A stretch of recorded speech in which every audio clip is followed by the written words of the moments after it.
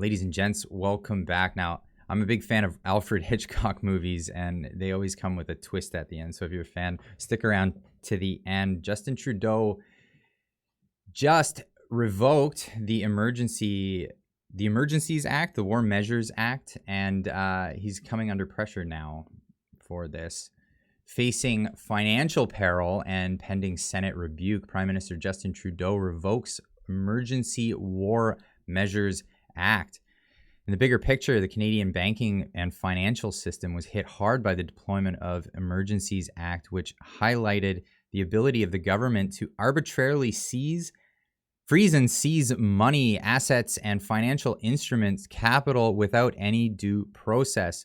There are also strong rumors in the financial sector that in addition to Canadians removing their money from the banking system, previous investment funds from Hong Kong have been moved.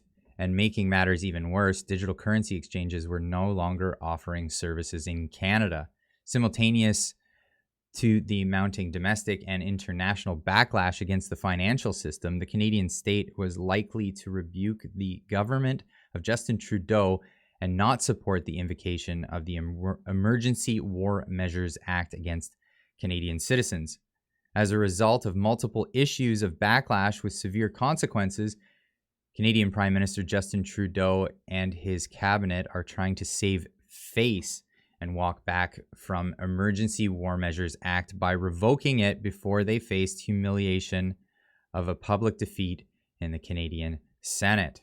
We were very clear that the use of the Emergencies Act would be limited in time. And today, after careful consideration, we're ready to confirm that the situation is no longer an emergency. Therefore, the federal government will be ending the use of the Emergencies Act. Now, this is an about-face from his position not but 24 hours prior, saying that it was in fact an emergency and remained an emergency until something happened. He had this emergency conference to revoke the emergency. More on this, Jordan Peterson was talking with Rex Murphy, who's a prominent political pundit for as long as I remember. And there was two particular statements in his interview that Jordan brought up that I thought were of particular note. Well, we want to figure out, well, why did the truckers get demonized, and what are Canadians supposed to think about that, especially because FinTrack, which tracks financial transactions and is supposed to be taking care of such things as terrorist financing, has no evidence of suspicious transactions occurring in relationship to this protest, and that's was documented by CTV, who is hardly, you could hardly accuse of being sympathetic to the truckers. So there's that. Then there's just exactly what is the emergency here, and why is it reasonable under any conditions whatsoever to consider this an emergency of such major proportions that our basic civil liberties have to be lifted. Then the ability to freeze and seize bank accounts, which generates distrust in the banks, the precedent to define retroactive crime, because now funding a perfectly legal protest through legal means has been criminalized and associated with terrorism and organized crime, and can be punished without trial by fiat, and that appears to be permanent.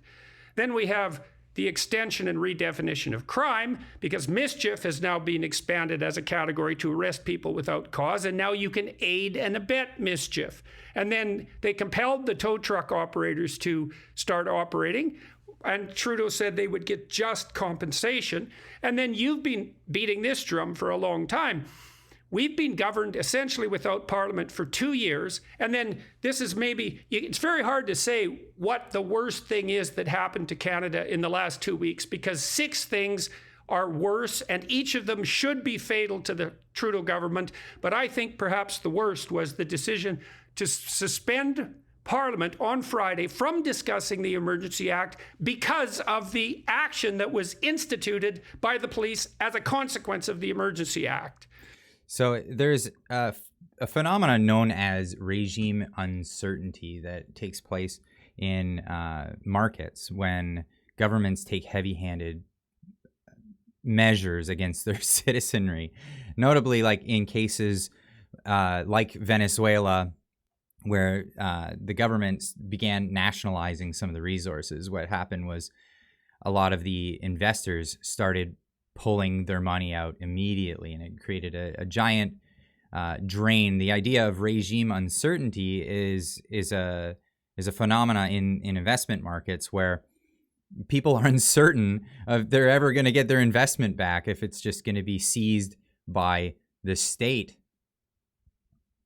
Here we have James Mayville getting on Twitter saying, what the hell is happening in the Canadian banks right now, showing outage reports spiking all over the place. And more stories. Did Justin Trudeau's financial crackdown really spark a bank run in Canada? Now let's get to more that Jordan Peterson had to say on the subject of having money in bank accounts in Canada. So this morning, I don't know what to make of all of this because it's happening so quickly. I can't believe the state to which the country is degenerated. I've been in contact with a reliable source within the Canadian military, and he told me today by email that if I had any sense, I'd take my money out of the Canadian banks because the situation is far worse than I've been informed. And so that's just one of many such messages I receive on a daily basis. So let's talk about the bank. So here's what our Prime Minister did last week. He permanently destroyed 20% of the population's faith in the entire Canadian banking system and stained the Canadian banking system's international reputation, I would say, for decades. And in any normal time, that in itself would have been enough to constitute sufficient grounds for a non-confidence vote for the government to be ousted. And that's only one of like the 7 things that happened last week that are of that magnitude. You can't even keep up with them. And so let's talk about this emergency for a minute. So yeah, he continues and goes on. I'm going to put a link to this discussion in the description down below. You can watch it in its entirety.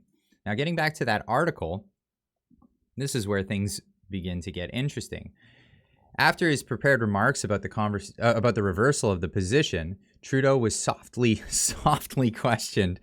Now that's the press really drilling hard, but yeah, he was softly questioned about internal documents discovered by the Canadian Senate that point towards Trudeau's cabinet discussing the political benefits they would gain by invoking the Emergencies Act. Now that's a serious accusation.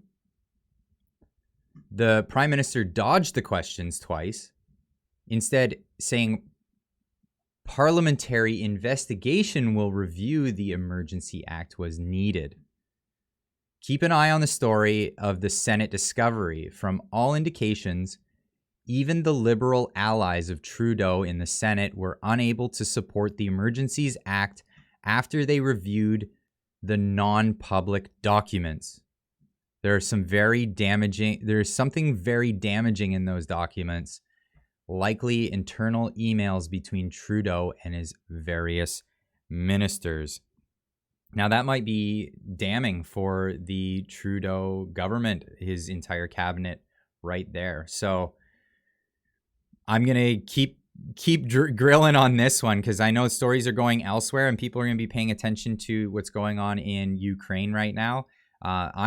I'm going to be reporting on that. I've already reported on that earlier today, but I will be paying attention to what's happening with these apparent internal emails that are damning information that the Senate has reviewed non-publicly. So as soon as that information is available, I'll be giving that to you all you folks via this channel. So don't forget to subscribe to the channel so you'll be notified when those videos come out. And as always, keep on trucking.